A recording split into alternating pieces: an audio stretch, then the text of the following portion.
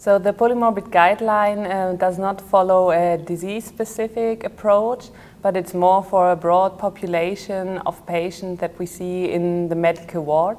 And we want to give recommendations also for this broad population.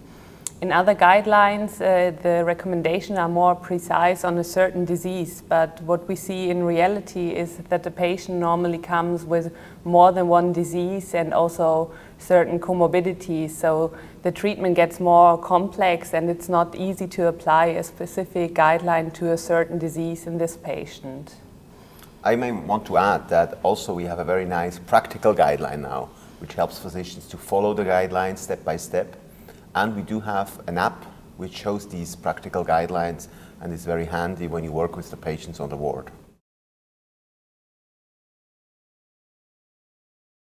So in the updated guideline, we now were able to strengthen the recommendation because in the last 5 years, many large-scale randomized controlled trials were published. They were conducted in polymorbid patients. So we can now be more sure on how to treat the patient.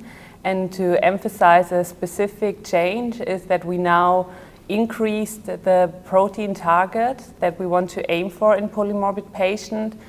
Previously we recommended to go for 1 gram protein per kilogram body weight, and now we increased this to 1.2 to 1.5. And I think this is a very important adaptation, especially if we think about the role of protein in our nutritional therapy.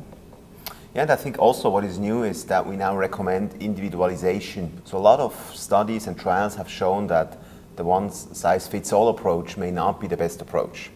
And so based on these studies and secondary analysis of studies, we now recommend to use an individualized approach, maybe also look at certain biomarkers, phenotype and characterize patients. So I think this will be also for future guidelines an important step to advance nutritional science and nutritional care for patients.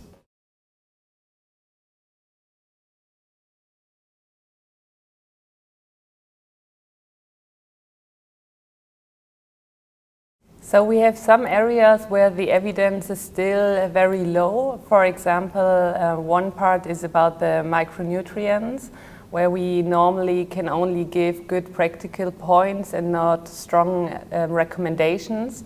And also another very important topic is, especially if we think about the usual length of stay of a patient, which is about 5 to 10 days.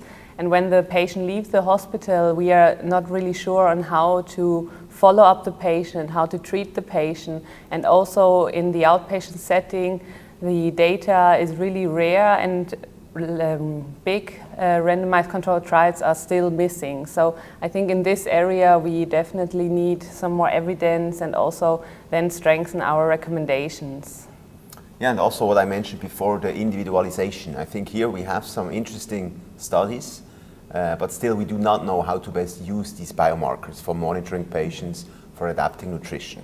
So also here I think we need more research to be more sure about how to use these markers in patient care.